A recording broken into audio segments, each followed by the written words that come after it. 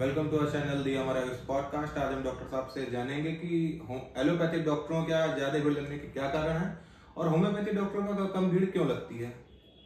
बहुत अच्छा प्रश्न उठाया आपने आयुष जी। सच थोड़ा कड़वा होता है लेकिन मैं बोलूंगा, नो डाउट मैं बोलूंगा।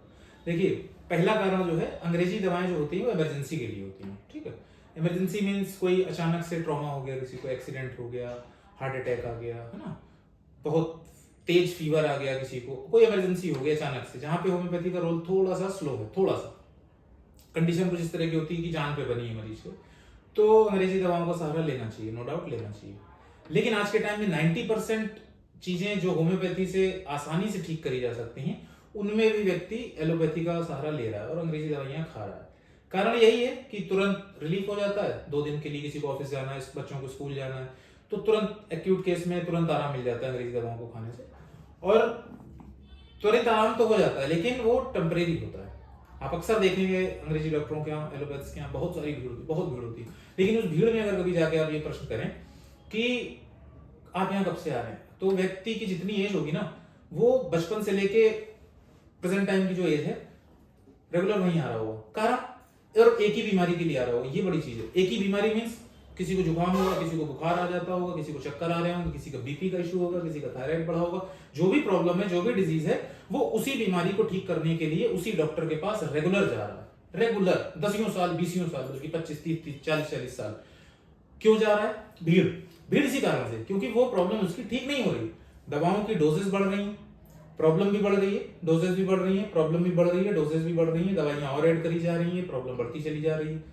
लीवर की खा रहे हैं, लीवर के बाद हार्ट पे भी असर आ रहा है, शुगर भी बढ़ती चली जा रही है, अगर शुगर की खा रहे हैं तो भी लीवर पे बढ़ती चली जा रही है। आंखों में प्रॉब्लम्स आ रही है तो फिर आई वाले के पास जा रहा है, और कुछ प्रॉब्लम हो रही है तो वो उस डॉक्टर के पास जा रहा है। और अब ब्रांचेस बन गई हैं, मतलब लीवर के डॉक्टर अलग हो गए, किडनी के अलग हो गए, हार्ट के अलग हो गए, और जनरल फिजिशियन तो बहुत सारे हो गए जो छोटी मोटी प्रॉब्लम्स के लिए हैं, सर्दी जुकाम बुखार और दस्त हो गए, इस तरह की चीजों के लिए। अब बात आती है कि होम्योपैथ के पास भीड़ क्यों नहीं लगती है। होम्योपैथ डॉक्टरों के पास भीड़ न लगने का कारण मुख्यतः ऐसा नहीं कि सारे डॉक्टरों के पास नहीं लगती है, बहुत सारे के पास लगती भी है। कारण मोटा सा इतना है कि homeopathic doctor maximum 6 to 9 month लेता है। कितनी भी बड़ी प्रॉब्लम हो, 6 से 9 महीने के अंदर वो प्रॉब्लम जड़ से खत्म हो जाती है।